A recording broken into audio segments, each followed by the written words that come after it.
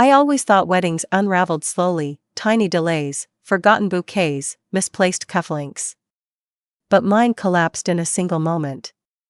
It had been 3 months since I last questioned Ethan's unusual weekend business trips. 3 months since my stepsister, Lila, made that offhand comment about knowing him better than I did. 3 months since I shoved down a feeling I should have listened to.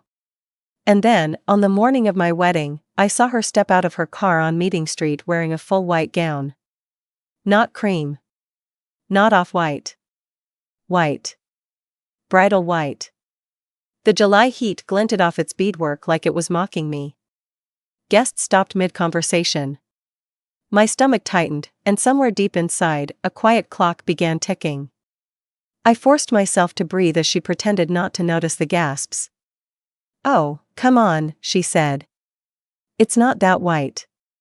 She smoothed the skirt like she was the one about to walk down the aisle. While photographers shot confused looks at me, Ethan grabbed my arm and whispered, "Don't make a scene. She's family." In that instant, I understood. He assumed I'd swallow anything, her dress, her arrogance, and whatever else they thought I'd never verify. Because 2 nights earlier, while finalizing seating charts, I'd found a set of messages on the shared iPad we kept in the kitchen. Ethan had forgotten to log out. Most were harmless logistics, hotel confirmations, catering updates, until one thread caught my eye. The name wasn't saved, but the tone was unmistakable, familiar, teasing, intimate, in the kind of shorthand you only develop with someone you shouldn't. A sea blue scarf, my chosen motif, lay beside the tablet. I'd bought it to wear while getting ready that morning. Now it sat curled like a warning I hadn't understood yet. But standing there on the cobblestones with Lila in her bridal costume, the warning finally became a message. I stepped aside from Ethan's grip and walked toward the church hall, ignoring the heat, the whispers, and the cameras. Behind me, Lila adjusted her train. A train. She came with a train. Inside, the coordinator rushed up. Do you want her removed?" "Because we can." "No," I said. "Let everyone sit. I'll handle it." I slipped into the small preparation room and shut the door. The air conditioner rattled like it was struggling to keep up. My sea blue scarf hung from a chair, the fabric catching the draft. It reminded me of something else I'd seen in those messages. A timestamp, May 14th, 11:03 p.m., paired with a hotel receipt for the same night. Ethan had claimed he was away at a leadership retreat. Lila had posted a mirror selfie that same night wearing a sea blue dress. I didn't need the whole picture yet. I just needed the edges. While makeup artists hovered, I opened my phone and pulled up the screenshots I'd taken. The messages weren't explicit, but the implication was loud enough to rattle the walls. "Missing tonight already," one said. "Same place next week," said another. A third, "She'll never know." 2 knocks at the door snapped everything back into motion. 5 minutes, the coordinator called. "Are you ready?" I looked at the scarf again. I thought of the messages. The dress outside. The assumption that I would smile, pose, say my vows, and never question a thing. "I'm ready," I said, not for vows, but for clarity. I walked toward the hall. My pulse steadied, my breathing evened, and the weight of the scarf in my hand grounded me. Scene backfill return. I had all 3 now. Guests turned as I entered. Ethan stood at the front, adjusting his tie. Lila glowed in her stolen spotlight. This wasn't a collapse. This was a reveal. And I would decide the pace. The hall buzzed with the soft rustle of chiffon, clinking glasses, and hushed speculation. Charleston sunlight spilled through the tall church windows, warming the pews in long strips. The organist waited with patient fingers hovering over the keys, unsure whether to begin the processional or hold. Everyone sensed something was off, but no one could articulate why. I stopped halfway down the aisle, not because I hesitated, but because from that vantage point I could see everything at once. Ethan's forced smile. My father's confusion. My stepmother's discomfort. And Lila, standing in the second row like a second bride waiting for her cue. Her cream dress caught the light again. There was no pretending now, it was whiter than the lilies on the altar. Ethan shifted. "Come on," he whispered sharply. "We need to keep things moving." He assumed I would obey, fall back into line, and pretend that nothing about this morning felt wrong. He assumed the wedding would proceed simply because the guests were already seated and the flowers were already paid for. He assumed the truth could be ignored into submission. Which meant he still didn't know how much I had verified. The brass key, my chosen motif, slid lightly in my palm. It belonged to a small lockbox I kept at home. Last night I'd slipped the key into my clutch without fully knowing why. Now its weight steadied me. Something about it reminded me of what I had discovered, a pattern of timestamps, hotel receipts, and the subtle, avoidant tone Ethan used whenever I asked simple questions. "Are you all right?" my father asked from his seat, leaning in. "I am," I said. "More than you think." Scene backfill return. I needed the next scene. 2 days earlier, I'd gone to pick up the custom seating chart that our printer, an elderly man named Mr. Dalton, had finalized. His shop on King Street smelled of ink and warm paper. While he scrolled through his files to locate my order, I noticed a tab open on his screen. It was the vendor portal for the venue, showing delivery schedules and special accommodations. One entry caught my eye. Private Suite Refresh, May 14th. Charged to Ethan Calloway. I frowned. "Sorry, was that for my event?" Mr. Dalton shook his head. "No, that one was months ago. Didn't involve your name." I remember because it was a last-minute request. Odd hour too, past midnight, I think. I thanked him, took the finished print, and left. But the detail stuck. May 14th. That same timestamp I saw on the messages. The one paired with the hotel receipt. The day Lila had posted her sea blue dress selfie. On the drive home, I wondered whether I was connecting dots that didn't belong together. I wanted to be wrong. Truly. I wanted it to be coincidence, miscommunication, anything other than betrayal. But when I walked into the house and found the iPad still open to the unsent drafts folder, Ethan must have forgotten to close it before heading out. It confirmed everything. There were messages he had written but never sent. Messages about keeping things quiet. Messages referencing the private suite being worth it. Messages that made my chest feel hollow. And one that froze me entirely. She trusts both of us too much. Both of us. Back in the church hall, Lila lifted her chin slightly when our eyes met, as if daring me to acknowledge her outfit. The guests' murmurs grew into a low hum.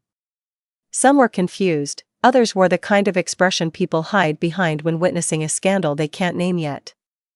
The coordinator approached me at the end of the aisle, her voice low. "We can delay 10 minutes if you need." "No," I said. "Let's begin." "But not the ceremony." Ethan stiffened. "What does that mean?" "You'll see," I replied. I walked toward the small staircase leading up to the altar. The wooden steps creaked beneath my heels. When I reached the microphone, the organist paused, hands hovering midair. The room hushed instantly. "Thank you all for being here," I said, my voice carrying easily in the silence. "Before anything proceeds today, I need to speak plainly." Ethan's eyes widened. Lila's fingers tightened around her clutch. I didn't expose anything yet, I wasn't ready for that part. I needed a different microscene first. So I stepped back from the mic and gestured toward the coordinator. "Could you please ask the venue manager to come forward? I need to confirm a detail regarding a suite reservation." The coordinator blinked, then nodded and hurried out. Lila's face shifted, just a flicker, but enough. Recognition. She understood what detail I was verifying. Ethan whispered, "What are you doing?" "Ensuring accuracy," I said. "You should appreciate that." When the venue manager appeared moments later, he looked puzzled but cooperative. "Is there an issue with the bridal suite?" "No," I said. "Just one question. On May 14th, who used the private suite refresh? The system said Ethan Calloway, correct? He checked his tablet. Yes. Late night reservation. Signature matches. There was a soft gasp in the second row. Lila stepped backward, just slightly, her dress catching on the edge of a pew. I thanked the manager and dismissed him. I wasn't revealing the affair yet, but now the entire room felt the crack in the facade. I stepped back to the mic. This wedding, I said, will only move forward with honesty. The brass key warmed in my hand like an answer waiting to be turned. The church hall felt tighter, as if the walls themselves were bracing for what came next. Guests shifted in their seats. Someone whispered my name, someone else whispered Ethan's, and the soft rustling of dresses and programs moved through the air like static. I stayed at the microphone, the brass key still in my hand. It pressed lightly into my palm, an anchor, a reminder that facts mattered more than nerves. Ethan took 2 steps toward me. You're blowing this out of proportion, he muttered. One old reservation doesn't mean anything. His voice was low, rehearsed, the same tone he used whenever he wanted me to stop asking questions. He assumed I'd back down because the timing was inconvenient. He assumed I wouldn't risk embarrassment. He assumed that my instinct for peace would override my instinct for truth. He still didn't understand that I already had more than one detail. Then you won't mind if I ask a few more, I said quietly. Scene backfill return. 2 weeks earlier, I'd taken the brass key from the lockbox beneath my office desk. Inside that box were copies of every important document I'd collected during the past year, receipts, email confirmations, insurance forms, and the small stack of screenshots I'd printed after seeing the messages on the iPad.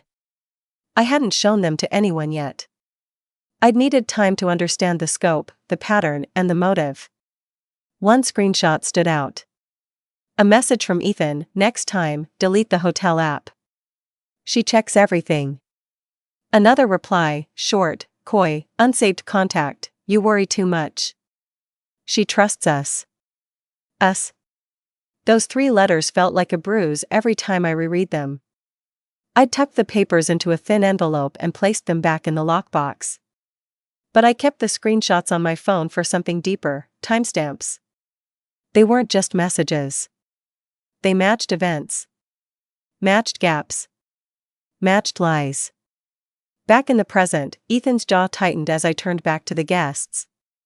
Before we proceed, I said, I'd like to ask my stepsister something. Lila stiffened. She didn't move, but every part of her posture shifted, her shoulders tensed, her breathing faltered, her hands clutched her beaded clutch a little too tightly. I stepped off the small platform and walked slowly down the aisle toward her. My dress brushed the pew edges. Guests leaned in subtly, tracking each step. The ceiling fans hummed, stirring the warm summer air. When I reached her row, I stopped and faced her directly. Lila, I said, keeping my voice even. Did you choose that dress because you thought you deserved attention today? Or because you wanted people looking at you, and not at the person you've been meeting in secret? Her lips parted. What are you implying? Nothing I can't verify. The room vibrated with tension. My father stood slightly, as if unsure whether to intervene. Lila's mother whispered her name in warning. But I wasn't finished. Let me ask plainly, I continued. Where were you on May 14th at 11 p.m.? She blinked rapidly. Home. Are you sure? Yes, she snapped. Then came the shift, the tiny one she didn't realize she made. She glanced toward Ethan. Twice. A quick, nervous flick of her eyes. The reaction alone made several guests murmur. To stabilize the moment, I stepped aside and gestured to the coordinator, who had quietly returned. Could you bring the tablet the venue manager used earlier? I asked her. I'd like to confirm whether the signature from May 14th matches one already on file. All color drained from Ethan's face. This is insane. Honesty isn't insane, I said. It's overdue. To buy time, I pivoted into a micro scene I'd prepared in my mind. Before the coordinator returns, I want to make something clear. I addressed the guests, the families, the bridal party. I haven't accused anyone yet. I've simply asked questions no one expected me to ask. My stepmother cleared her throat. Sweetheart, maybe we should speak privately. No, I said gently. Because privacy is what allowed this to continue. As if on cue, my cousin Harper, seated in the front row, raised a hand. Is this why you called me yesterday? You said something wasn't adding up. It startled me that she'd bring it up aloud, but I nodded. Yes. I needed someone else to look at the screenshots. Someone objective. Ethan spun toward me. You showed people our messages? Your messages? I repeated softly. Interesting choice of words. He realized too late that he'd revealed himself. The coordinator returned with the tablet. I thanked her and scrolled to the digital copy of the May 14th suite signature. I didn't project it onto any screen. I didn't need to. I just held it where Ethan and Lila could see it. Their reaction spoke louder than any audio system. Lila exhaled sharply, her hands trembling. Ethan swallowed hard, unable to look away. I returned to the microphone. There's more, I said quietly. And before I say anything else, I'm going to give both of you one chance, one clean, honest chance, to correct the record. Ethan's voice cracked. What do you want me to say? The truth, I replied. Silence. The brass key pressed into my palm again, a steadying reminder that I controlled the pace. Lila finally spoke, eyes darting. This is ridiculous. You're twisting things. I haven't twisted anything yet, I said. I'm just laying groundwork. Someone in the back stood for a better view. My father rubbed his forehead. A bridesmaid whispered something to another. I inhaled, then released it slowly. In that instant, I said, returning to the realization line in my mind, I understood that neither of you ever expected me to double-check anything. Lila whispered, please don't. But the wedding had already transformed into something else. Not a ceremony. A reckoning. The church hall felt like it was holding its breath. You could almost hear the tension settle between the pews, thick enough to press against your ribs. Outside, Charleston's summer breeze rattled the stained glass window panes, but inside, everything stayed unnervingly still. I returned to the microphone. Ethan and Lila stayed frozen where they were, two people who used to move with coordinated confidence, now unraveling separately, silently, visibly. Before anything continues, I said, there's one more detail we need to revisit. Ethan stepped forward slightly. This isn't the place. This is exactly the place, I replied. Because everything you two did relied on me staying quiet in public. So now, we correct things in public. Scene backfill return. Last month, I'd found something else, subtle, almost boring. A vendor contract from the venue, tucked into a folder labeled Final Docs. The standard rental agreement wasn't interesting, until I reached the clause near the bottom. All private suite reservations made under the primary renter's account will be tied to the event insurance and appear in the end-of-month audit. It was administrative, technical, innocent, unless someone used that suite for reasons unrelated to the event. I'd signed that contract because Ethan asked me to handle all the small stuff. He told me audits were routine, nothing to worry about, purely for billing. But I knew something he didn't: audits timestamp everything. Every signature. Every room access. Every digital check-in and check-out. And the May 14th access log matched the same timestamp as the message, "She'll never know." He assumed I'd never read the fine print. He assumed I'd never understand the audit system. He assumed I was too sentimental to challenge timelines. He assumed wrong. Back in the hall, I looked directly at the guests. Some of you were here on May 14th, I said. You remember the venue was closed, except for staff. Which means whoever accessed that suite had to use a cleared credential. The quiet deepened. Even the children sensed something monumental was shifting. I gestured to the coordinator. Could you access the audit log for that night? She looked startled but nodded and stepped aside to make the call. The entire room heard her low voice. Yes. May 14, private suite access. Yes, I'll wait. Ethan rubbed his jaw. Why are you doing this? Because you both made assumptions about what I'd tolerate, I said. You gambled on my silence. Lila's hands fluttered helplessly at her sides. Can we talk privately? Please? You forfeited privacy when you wore white to my wedding, I said calmly. And when you met the groom behind my back. Several gasps, sharper this time. Lila's mother whispered furiously, say something, Lila. But Lila only shook her head, breath stuttering. The coordinator returned. The log is ready. Read it, I said. She glanced between us, then read clearly. Suite accessed on May 14 at 11:02 p.m. by two credentials, E. Calloway and L. Myers. The sound that followed wasn't a gasp. It was a collapse, quiet, collective, like the entire room exhaled in disbelief.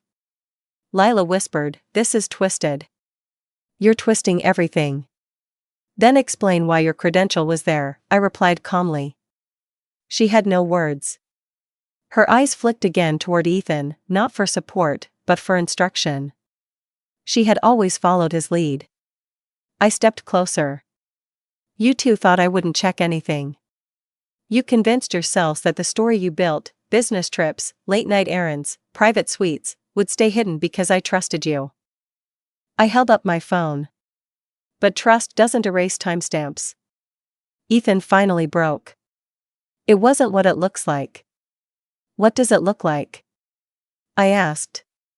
He looked around at the guests, the bridal party, his friends, my family, searching for any corner of the hall where someone might still believe him.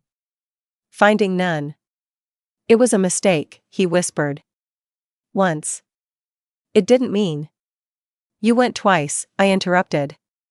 The audit shows 2 visits. And the messages show at least 3 planned meetups.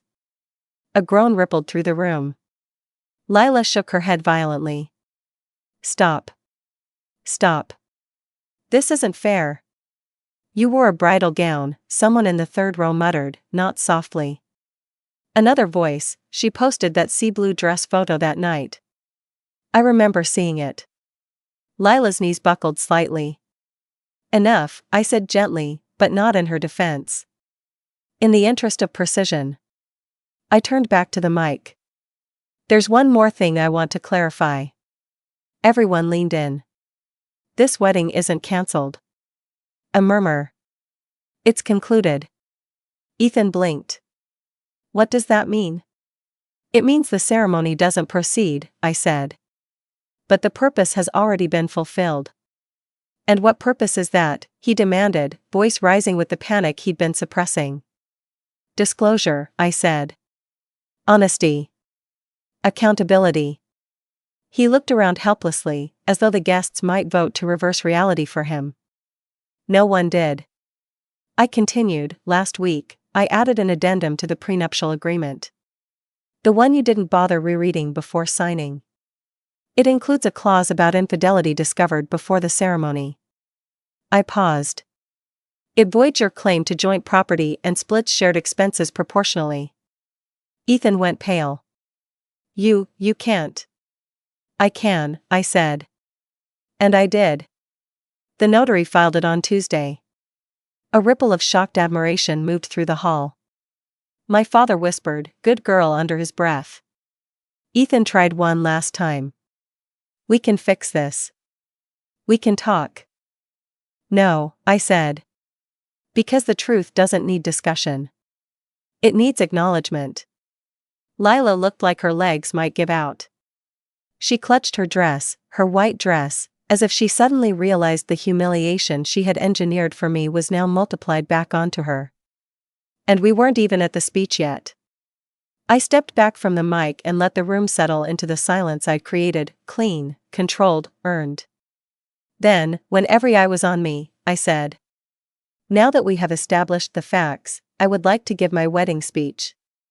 The hall trembled with anticipation. The church hall braced itself. Even the air seemed to withdraw, making space for what was about to happen.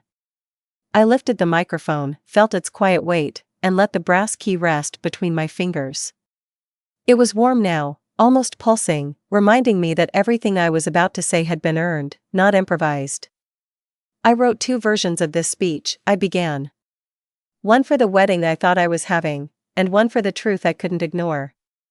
A murmur swept through the room. Ethan's throat bobbed.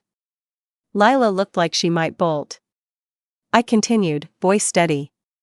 For months, I tried to make sense of little inconsistencies. Weekend trips. Late-night messages. A private suite with no explanation. My stepsister's 2 familiar comments about my fiancé.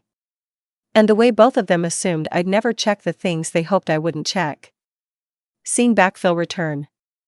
3 nights before the wedding, I met with my attorney, Ms. Carlyle, a woman with a calm voice and precise eyes.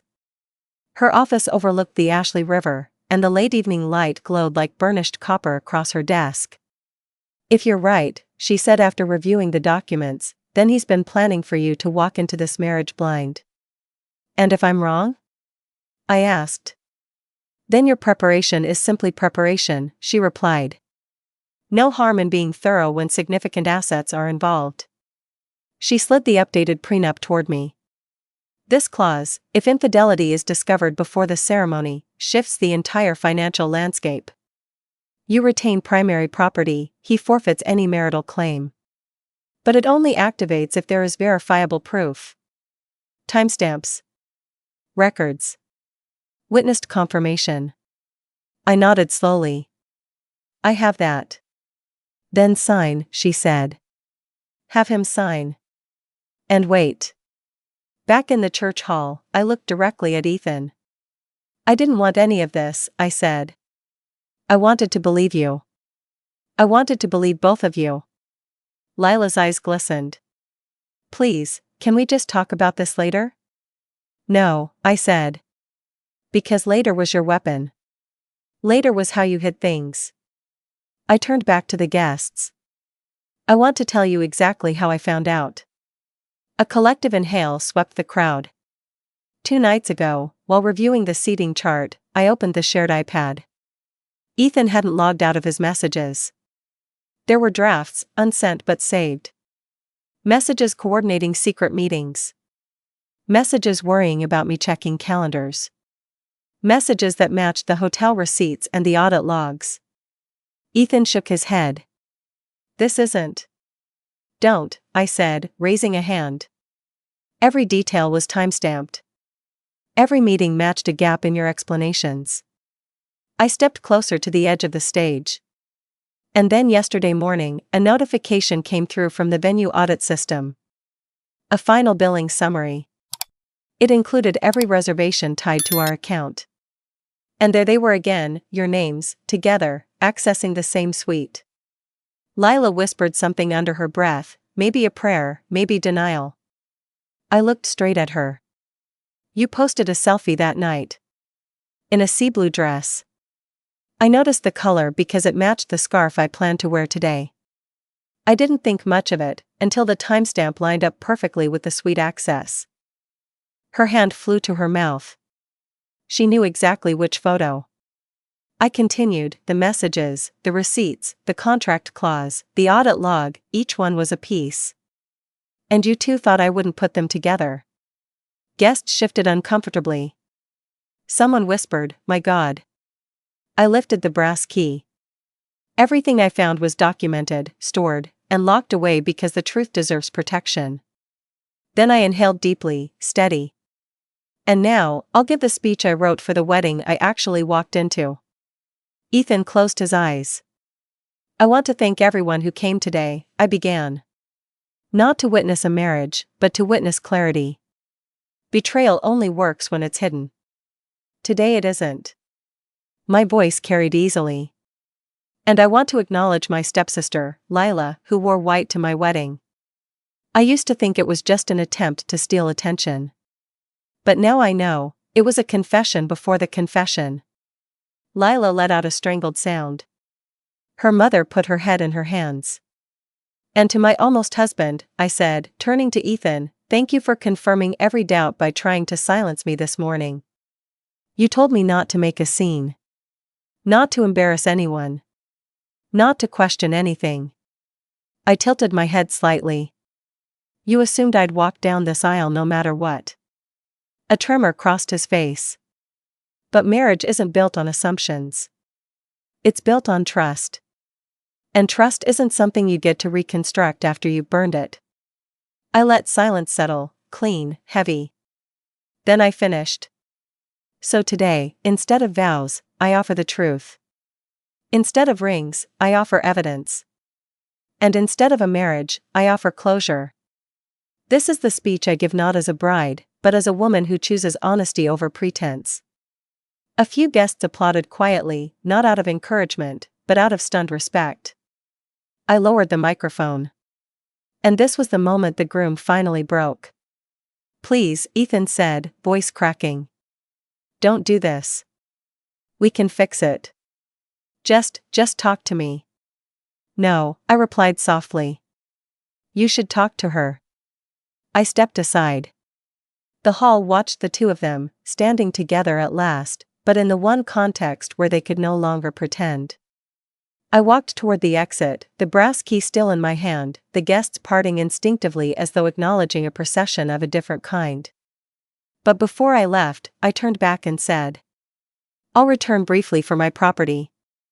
Everything else stays with the venue's council. You two can explain the rest. Their faces collapsed in sync. And I opened the door. The summer light outside was blinding. The sunlight outside the church hit me like a release, warm, sharp, clarifying. For the first time all morning, the air didn't feel heavy. I walked down the stone steps slowly, each footstep steady, deliberate. Behind me, the muffled uproar began, whispers, chairs scraping, someone crying, someone else demanding answers. It no longer concerned me. I reached the courtyard and sat on a wooden bench beneath a crepe myrtle tree. Pink blossoms drifted down like confetti from a different celebration altogether. The brass key lay in my hand. Now that everything was exposed, it felt lighter, almost weightless. A few moments later, the church doors opened again, not dramatically, just a quiet shift. My father stepped out, his face caught between pride and heartbreak. You okay? He asked, sitting beside me. I am, I said. Strangely. He nodded. You didn't lose anything today. They did. Seen backfill return. The night before the wedding, I'd taken the brass key out of the lockbox and held it for a long time. It didn't unlock anything special, just a small metal case containing the documents Ms. Carlyle and I assembled. But it symbolized something I'd forgotten about myself, that I protect what matters. That I read details. That I don't let things slide simply because someone else wants convenience. And the key became the through line of everything that followed. The truth stored, the contract amended, the timeline secured. That clarity guided me back into the church for one final, necessary step. The coordinator met me in the hallway. Are you sure you want to go back in? Just to retrieve my things, I said. When I entered, the room had changed. Guests had moved, some were comforting one another, others were speaking in hushed tones about what they'd witnessed. My bridesmaids approached me, unsure whether to offer hugs or space. We're proud of you, one said. And we're with you. I nodded, grateful. At the front, Ethan and Lila stood a few feet apart, united earlier in secrecy, now separated by consequences. Lila's dress, once a power play, now looked like a joke she didn't understand. Ethan's tie hung crooked, his hands shaking. He took a step toward me. Please, just hear me out. No, I said gently. Not because I'm angry, because I'm done. His face crumpled. We didn't mean for it to go this far, he whispered. It went exactly as far as you both allowed it, I replied. And you counted on me never checking. I walked past him to the front pew where my belongings sat neatly, bouquet, clutch, the sea blue scarf I'd chosen for the morning I thought I'd have. I draped it over my shoulders. It felt cool, decisive. As I turned to leave, Lila spoke for the first time since everything broke. "I didn't think you'd find out," she said hollowly. I paused. "You didn't think I'd think?" Her eyes fell. It wasn't anger in her face now, it was recognition. The same recognition Ethan felt when he realized the prenup clause was binding. The same recognition the guests felt when the audit logs were read aloud. The same recognition that always arrives when truth stops knocking and lets itself in.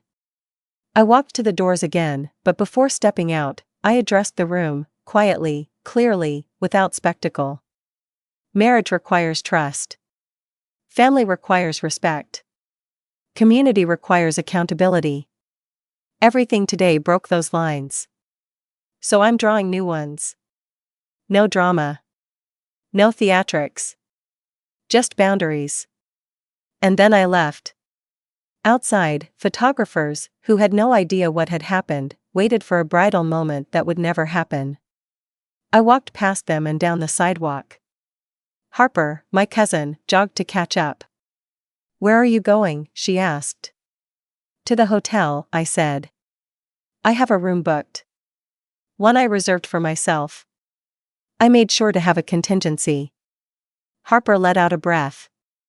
"Of course you did." While we waited for the rideshare, my phone buzzed. A text from Miss Carlyle. "Audit logs received. Clause activated. Call when ready." Ethan would learn soon enough what that meant. He was legally cut out of any financial claim. He was responsible for his portion of wedding expenses. And he had to explain everything, not to me, but to the venue, to the families, to the community that watched him unravel. As for Lila, her mother stormed out of the church moments later, berating her in a voice that echoed down the street. I didn't need to stay to know that her reputation, more fragile than she admitted, had taken a hit she couldn't hide from. Charleston remembers everything. When my ride arrived, I climbed in and closed the door. The brass key sat in my palm one last time before I placed it in my clutch. I wouldn't need it again, the lockbox was empty now. The truth had been released. Harper glanced at me. "So, what now?" I exhaled. "Now? I rest. I rebuild. I live honestly. And I don't let anyone assume my silence equals permission ever again." As we pulled away from the venue, the chaos fading behind us, I felt something surprising. Lightness. No wedding. No deceit. No pretending. Just freedom earned through the quiet, determined truth.